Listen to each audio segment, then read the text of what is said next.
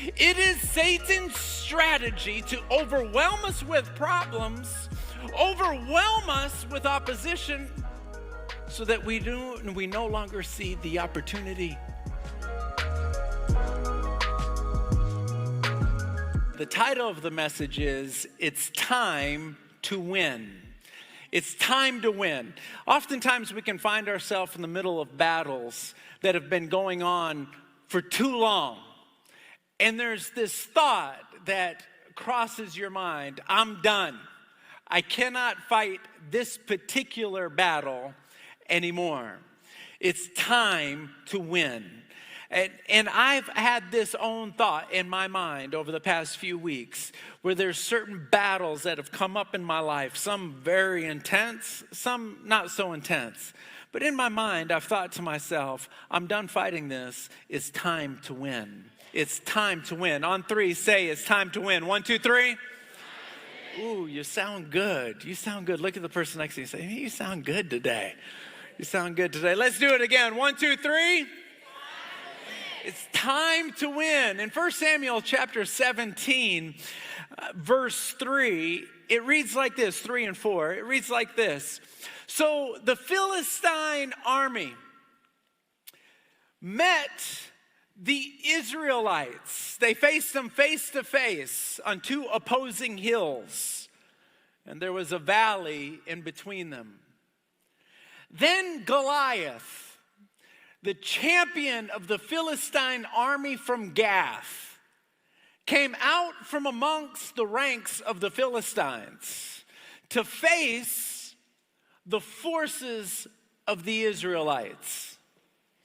In verse number 23, it reads like this.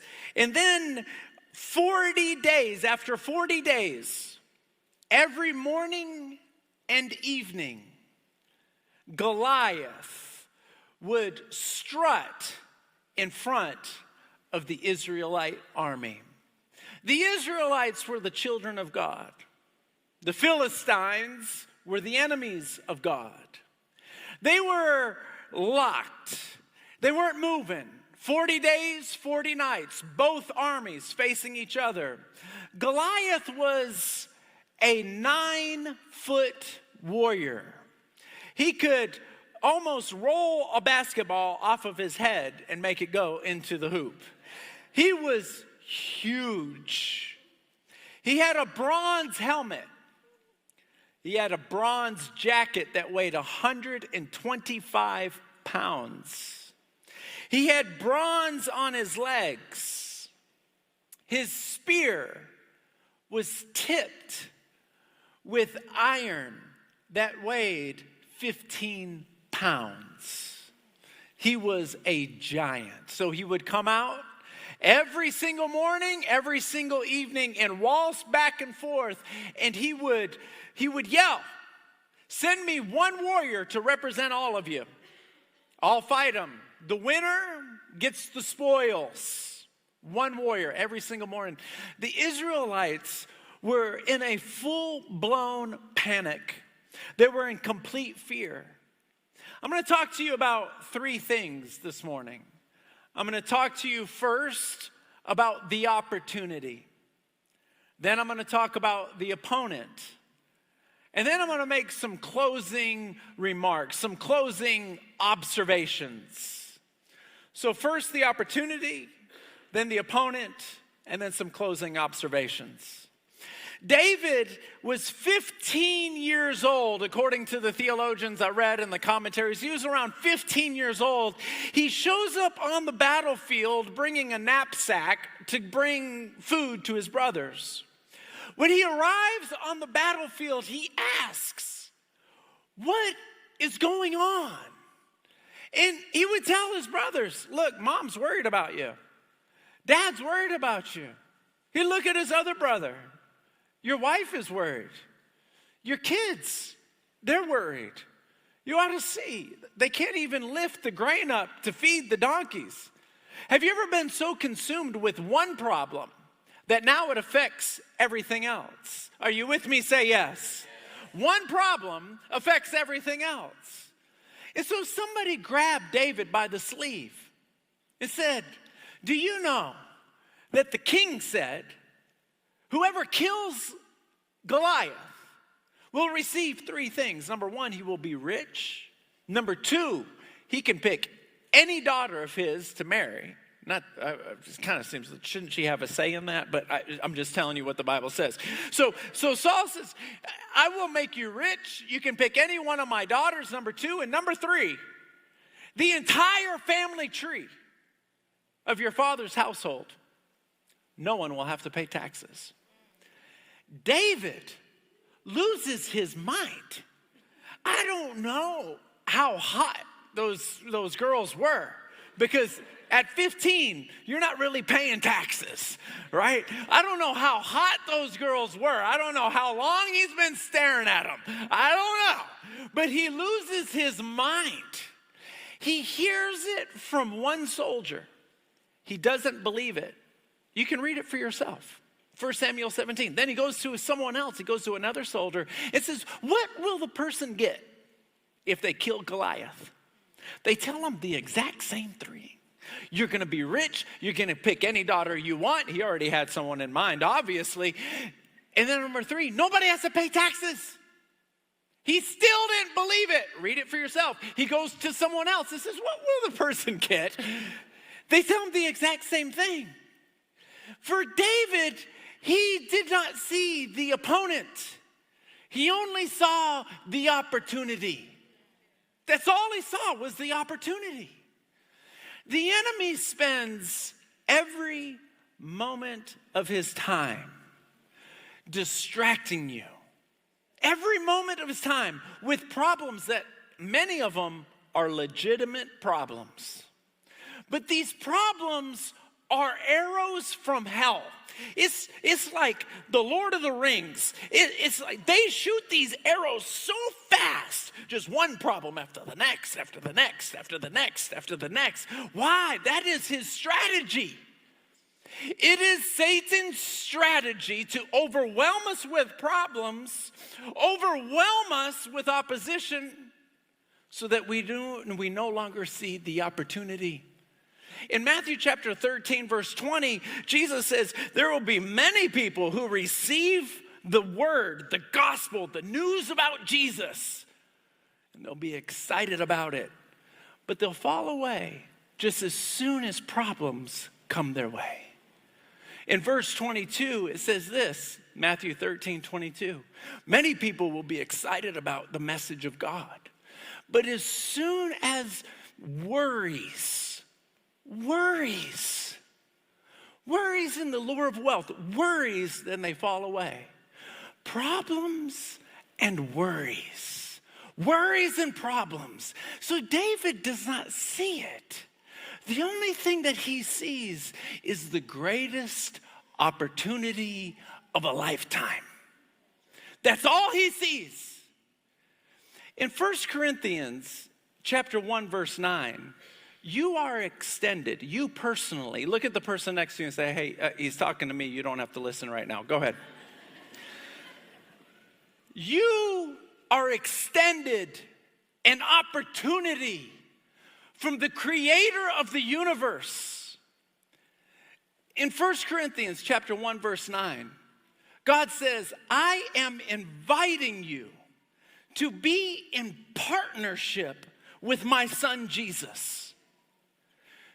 You can walk every pathway, run every hill, and climb every mountain, and you will never find an opportunity greater, more significant, as special as that opportunity that God is giving you right there. He's saying, I'm inviting you into partnership with my son. Sometimes when I pray, I say to the Lord, you're giving me the greatest opportunity on the planet. There's no, if Elon Musk were to call you up and say, I've got to burn $1 billion. Do you have any business ideas that we can partner with? You would lose your mind. You would think to yourself, the richest man on the planet is asking me to be in partnership with him. I'm telling you, the living God is saying, I don't want you to just acknowledge me and be fine. No. I want to talk with you. Talk with you. And not just talk with you, but for you to be able to recognize his voice, to walk in cadence. All of this stuff is true. Even if you have been born and raised in the church, you attended church in your mother's womb, you were in church before you were born. This still remains true. That a partnership of walking in cadence with God, where he's whispering to you and you're whispering to him, and what you lay your hand on prospers. This is all real. I don't care how many times you've heard it. It's real. It's an opportunity. It's the greatest opportunity in the world.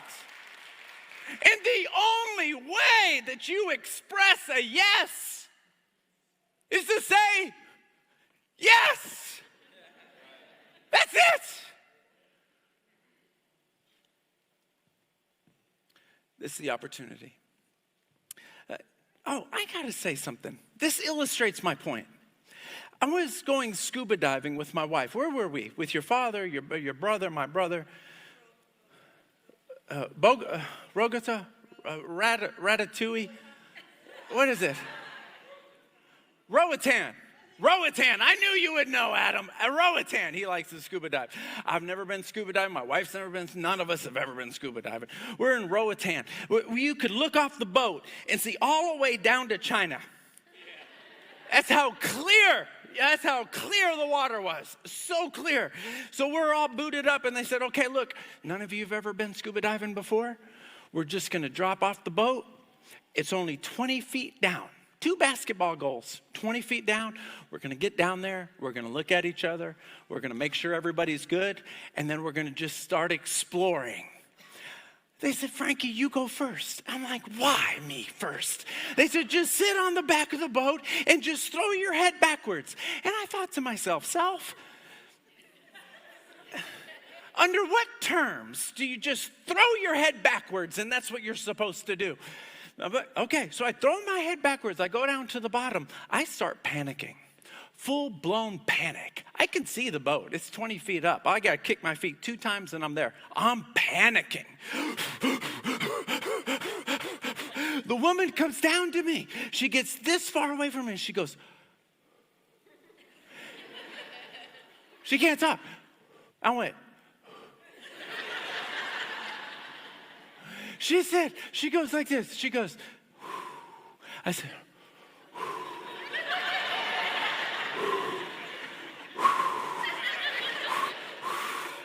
we're arguing with sign language.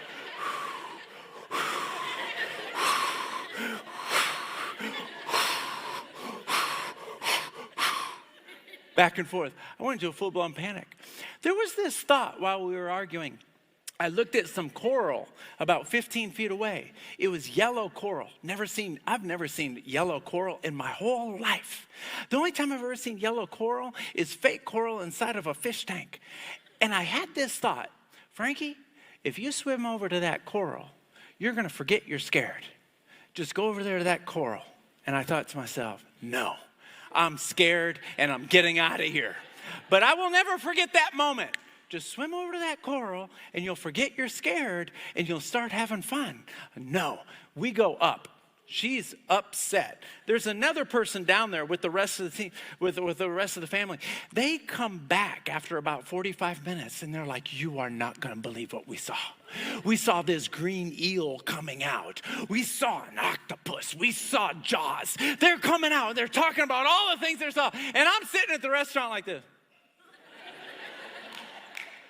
Because the fear of it paralyzed me. I could not get myself to focus on the opportunity. I couldn't do it. I could not do it. You know what they said in the restaurant? Oh yeah, we were scared too. I almost threw my bottle of Topo Chico across the wall. I almost threw it. If you've never had Topo Chico, it's the best mineral water known to mankind. I almost picked it up and threw it because my wife said she was scared and she did it anyway. The only difference was I was focused on one thing, she was focused on another thing. You got to get the opportunity. The opportunity.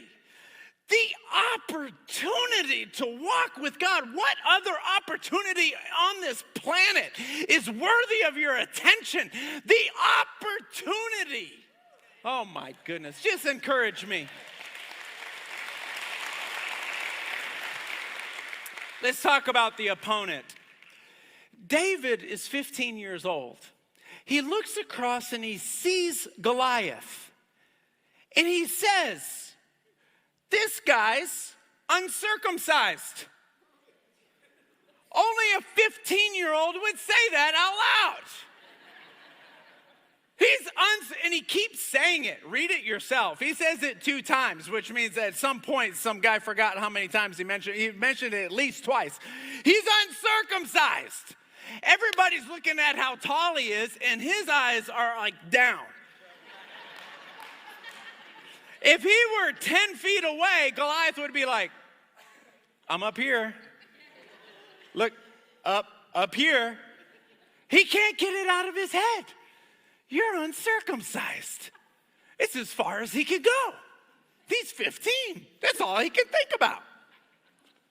Why is that such a big deal to him? First of all, the obvious. The second, people who don't get circumcised in those days were making a public statement. I am not cutting off my flesh to serve you. My flesh is not going anywhere. The Bible says that in, this is a good verse. I was going to use a different one. This one's a good one. It's in 2 Timothy chapter 3, verse 5. It says this, that many will have a form of godliness, but they will reject the power that could truly make them godly.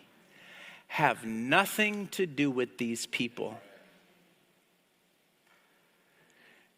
They reject it. I'm going to do what I want to do. I'm going to live the way I want to live. I'm going to say what I want to say. I'm going to act the way I want to act. But thank God he's a God full of mercy. It's all right. Oh, no one can make a fool of God. No one can. In Revelation chapter 3, verse 16, it says that because you are neither hot nor cold, I will spit you out of my mouth.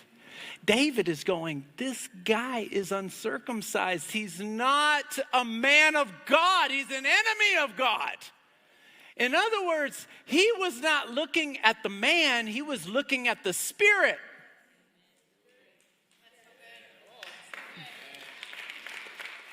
It wasn't Goliath. It was the spirit that he had.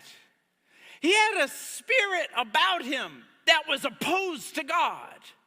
When you are in a battle for days, weeks, months, and it's the same battle. Remember, Goliath every morning and every evening would taunt the Israelites.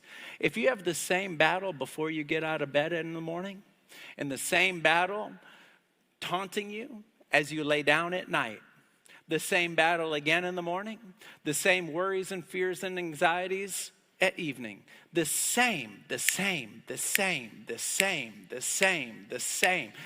worries, same anxieties. They're not different. It's the same one over and over and over and over again. I want to let you know, you're not having a bad day. There's a wolf in the woods. If there's 5 chickens on the fence and 1 chicken is squawking, that chicken's having a bad day. If all 5 chickens are squawking, there's a wolf in the woods. You have to have this obvious sense, this knowing, this is not normal. Some people make it normal.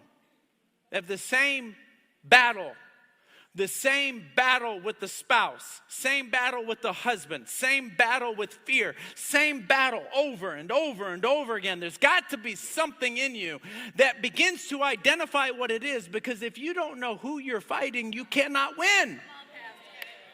You cannot win. You can't win. David was not looking at Goliath. He was looking at a spirit. Let me illustrate this. When my wife and I first got married, we moved into a one-bedroom duplex. You could vacuum the entire house without pulling out the cord out of the wall. I distinctly remember, I think I can vacuum my room from the living room without pulling the cord out. It's a true story.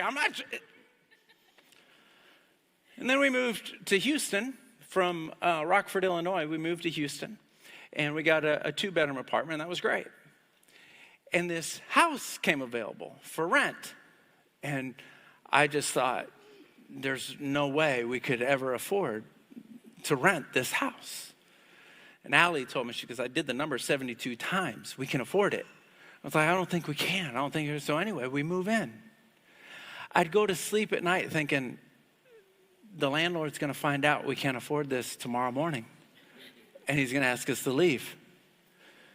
The next morning, I'd wake up and I think, that was my last night here. I'd go to sleep at night thinking, this is my last night in this place. Every morning, every night, I'm assuming, like, I need to call the apartment complex back up and tell them, save 614. We're coming back. Allie said, Frankie, relax. Frankie, relax. So I decided, I am going to thank God every morning for the night before. I remember this. I'd wake up, I'd go into a room, and I would say, God, this is probably my last time to be in this house. I just want to say thank you for last night. I want to say thank you for last night. It was a great night. I mean, I got up in the middle of the night at 2:30 and had some Raisin Bran. It was a great, and then I'd walk through it.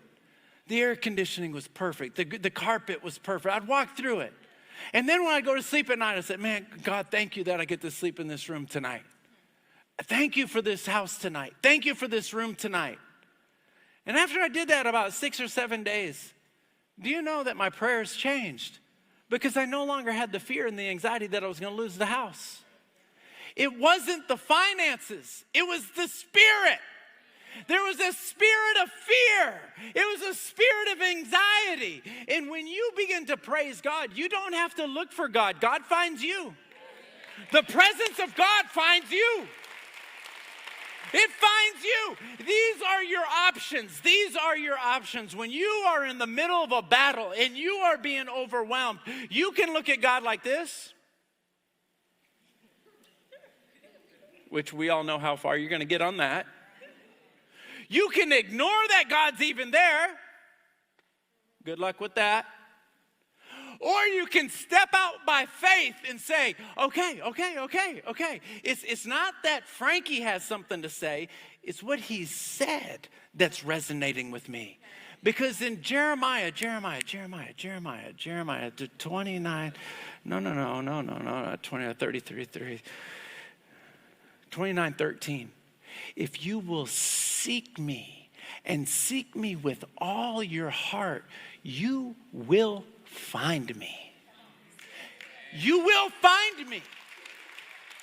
You will find me. Will you make sure that's Jeremiah 29:13? Is it right?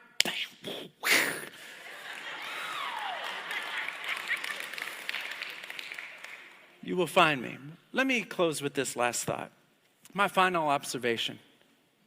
When David got back after killing Goliath, and he's looking at everyone, he killed him with a rock and a stone. They, no doubt, were happy, but there were some of them that were not happy. Because Malcolm Gladwell wrote in his book, David and Goliath, that it was Goliath that was at a distinct disadvantage, not David. See, Goliath came down with a sword and a spear. David came down with a rock and a slingshot. In those days, they could send that rock out of the slingshot so fast that Malcolm Gladwell wrote that it is the equivalent of a .45 caliber pistol. You can see the medieval paintings in caves of people hitting birds out of the air with the slingshot. When Goliath came down, he was inviting them, come fight me. The nonverbal was, come fight me the way I want to fight. And everyone believed it. I can't come down there with a sword. You're too big. David had this moment, the only one walking with God. He has this moment where he says, I don't have to fight you on your terms. I'm going to fight you on my terms. When he came running out as a 15-year-old kid, Goliath knew he was in trouble. He showed up with a knife to a gunfight. All of the Philistines, all of the Israelites, when they saw that 15-year-old boy with his tongue hanging out, they all knew, oh no. Boom! Mic drop. When he came back to the Israeli army, you know, there were people who had a slingshot on their hip. You know what they said. Well, I could have did that. You know what I think David said? Yeah, you could have. But you didn't. The archers that turned the sky black with their arrows, they could have easily came down to Goliath.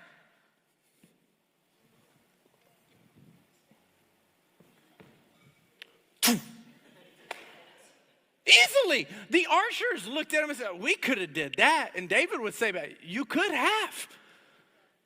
But you didn't. From the core of my being, let me say, don't say to yourself, I could have, but I didn't.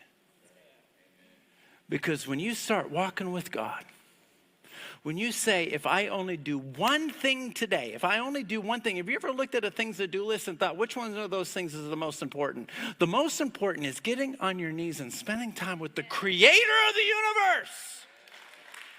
The creator of the universe.